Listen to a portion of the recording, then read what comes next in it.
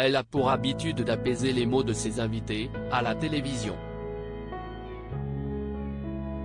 Mais reste plutôt discrète par rapport aux siens. Pour autant, Mireille Dumas n'a pas été épargnée, loin de là. En épousant Dominique Colonna, en 1983, la journaliste est devenue la belle-maman du petit Antoine, 4 ans à l'époque de leur rencontre.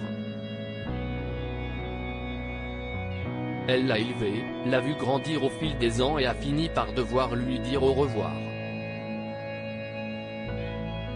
Car malheureusement, le jeune homme est tragiquement décédé à l'âge de 36 ans.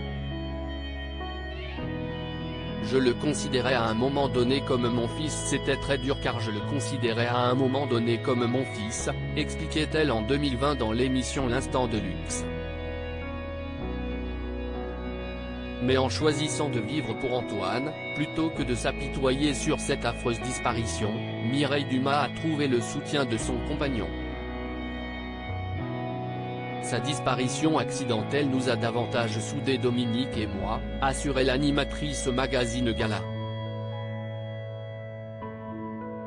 Et nous avons avancé. Pour le meilleur et pour le pire, comme il se l'était promis, l'un et l'autre, devant le maire. Franchement, je n'ai jamais ressenti l'instinct maternel élevé. Antoine a été, pour Mireille Dumas, largement suffisant en termes de maternité. En 68 ans, l'ancienne star de l'émission Vie privée, Vie publique n'a simplement jamais eu l'envie ni le besoin de porter la vie, bien qu'elle ait songé, un temps, à l'adoption. Franchement, je n'ai jamais ressenti l'instinct maternel et l'envie d'être mère, assurait-elle en 2019 à Jordan de Luxe sur Voltage. Je sais que ça semble bizarre à beaucoup. Je n'ai pas eu l'envie de porter mon enfant alors que je vis avec la même personne depuis plus de 40 ans. Il faut croire, encore une fois, qu'elle a trouvé le compagnon idéal puisque Dominique Colonna ne lui en a jamais tenu rigueur.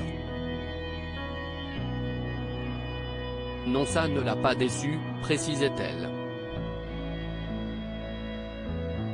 Quand on s'est rencontrés, il avait un petit garçon et ce petit garçon est devenu comme mon fils.